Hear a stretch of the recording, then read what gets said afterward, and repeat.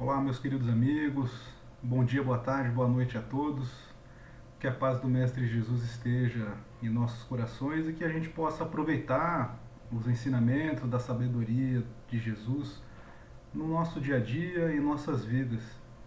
Hoje nós vamos fazer uma breve reflexão sobre um tema interessante, que é sobre a presença de ideias machistas ou supostamente machistas nas cartas de Paulo. Inclusive, muitas críticas que são feitas ao trabalho do apóstolo Paulo se baseiam nesses trechos de duas de suas cartas, no caso a primeira carta aos Coríntios e a carta a Filomeno, em que aparentemente existe referências a uma cultura machista que causa uma distância de certos colegas, de certos amigos.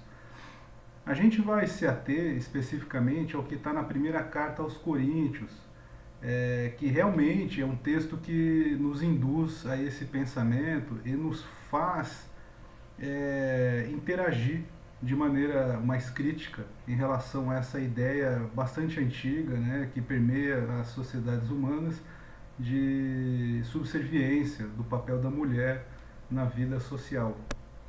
É interessante porque muitos estudiosos apontam para problemas de interpolação nos textos destas cartas atribuídas a Paulo. E como a gente vai ver nos próximos minutos, é o que acontece também no caso dessas críticas em relação à presença dos conceitos machistas em seus textos.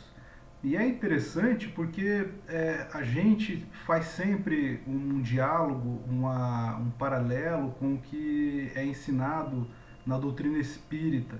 E fica bem claro para quem estuda o espiritismo que homem e mulher têm papéis iguais perante as leis da vida e, sobretudo, diante de uma sociedade um pouco mais evoluída do que aquelas de centenas, milhares de anos atrás, na relação social, no que diz respeito às leis humanas, também existe igualdade.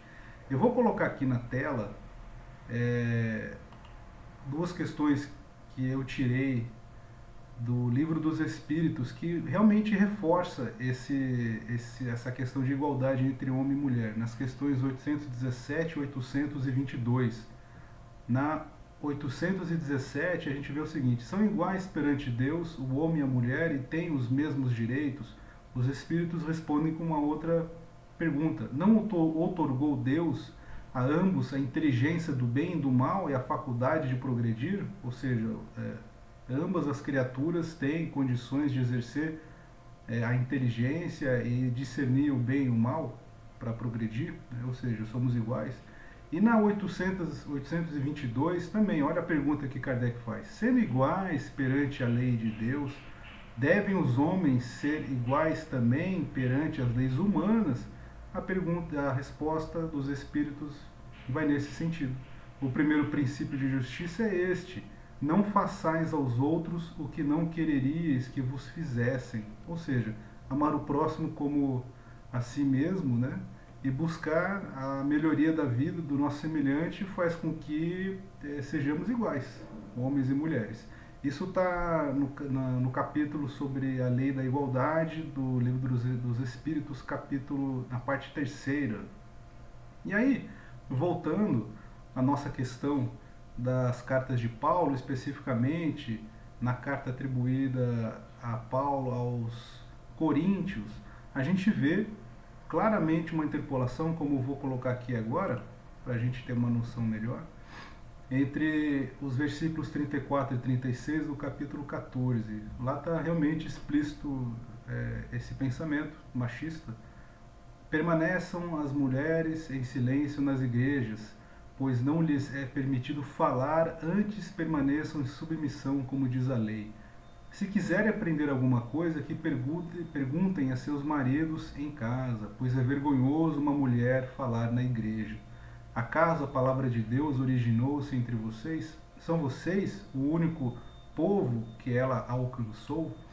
Essas palavras contradizem completamente o que Paulo ensinou, porque em diversas de suas cartas, se não na maioria, a gente vê que ele dá ênfase ao papel da mulher nas comunidades cristãs.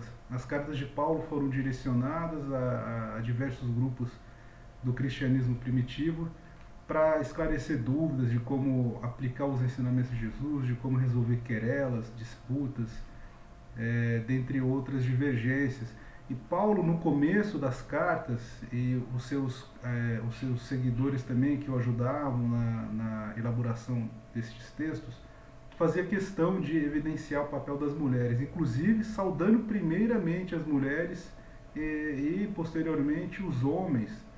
E isso fica bem claro na maioria dos textos.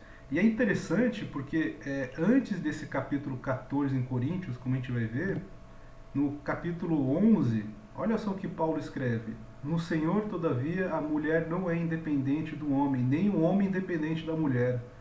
Pois assim como a mulher proveio do homem, também o homem nasce da mulher. Mas tudo provém de Deus. Aqui claramente a gente vê que Paulo iguala o papel do homem e da mulher, não tendo como rechaçar esse argumento. Hoje é consenso entre os pesquisadores bíblicos de que esse relato de machismo, esse registro de machismo, lá no capítulo 14 da primeira carta aos Coríntios, é reflexo de uma interpolação. E é interessante porque a gente vê um manuscrito do século VI, que faz parte do Códice Fuldense, que hoje está numa biblioteca lá na Itália, se não me engano, em Milão, em que o escriba da época ele deixou esses 3 versículos em destaque, porque ele também achou estranho a presença dessa ideia no meio de um texto, de um capítulo da carta que fala sobre como lidar com as profecias, que aliás vale um outro estudo, uma outra reflexão, que do jeito que está colocado é uma questão técnica de como as pessoas, os cristãos daquela época, teriam que lidar com a capacidade de fazer profecias, de receber o Espírito Santo, como eles falavam, e assim por diante. E no meio desse contexto, dessa ideia, surge essa barbaridade, né, de que deixa a mulher num patamar inferior. E aí, só para vocês terem uma ideia como que de fato pode ser uma interpolação, aqui é o começo, são os versículos logo anteriores aos 3 que tratam do machismo e falam realmente de outro assunto. A gente vê que eles estão falando de profetas, né? Tratando-se de profetas, falem 2 ou 3, os que julguem cuidadosamente o que foi dito, se vier uma revelação e alguém que está sentado, cale-se o primeiro, e assim por diante. A gente vê claramente que antes de entrar nesses 3 versículos, há uma referência a outro assunto que não tem nada a ver com o papel da mulher e que contradiz então o que Paulo ensina nos capítulos anteriores e em outras cartas, em que a mulher ela é colocada numa posição de destaque. Então, hoje é consenso entre os pesquisadores, inclusive a própria Igreja Católica reconhece isso, na Bíblia de Jerusalém, isso é evidenciado, essa interpolação nos rodapés. A gente basicamente tem que desconsiderar esse registro e pular esses 3 versículos. E na sequência desses 3 versículos, entre aspas, machistas, digamos assim, o assunto continua com a questão da profecia. Ele continua então no 37. Se alguém pensa que é profeta ou espiritual, reconheça o que lhes estou escrevendo é mandamento do Senhor. Se ignorar isso, ele mesmo será ignorado. Portanto, meus irmãos, busquem com dedicação a profetizar e não proíbam o falar em línguas, mas tudo deve ser feito com decência e ordem. Então aqui a gente vê claramente essa questão da interpolação. O texto, inclusive, fica mais suave, mais harmônico, quando a gente retira esses 3 versículos, e fica mais compreensível, porque se encaixa dentro do contexto da organização técnica dos trabalhos de profecias nas comunidades cristãs dos primeiros séculos da Era Comum. Então essa foi a nossa reflexão, meus queridos amigos. Existe uma conexão direta entre a ideia de igualdade entre homem e mulher, lá dos primeiros passos do cristianismo e com as ideias que o Espiritismo traz, são todos iguais, e é isso que a gente tem que fazer.